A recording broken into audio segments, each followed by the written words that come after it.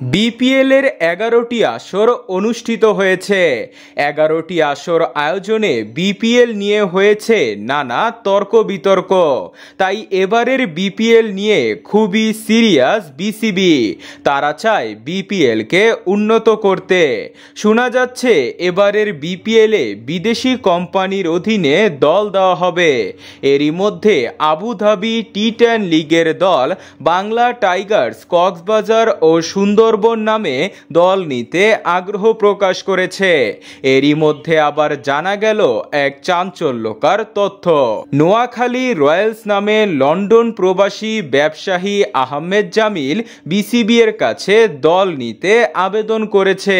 ৩-৪ বছর ধরে নোয়াখালীর বিষয়ে গুঞ্জন শোনা গেলেও এবার একটি স্ট্রং আবেদন এসেছে।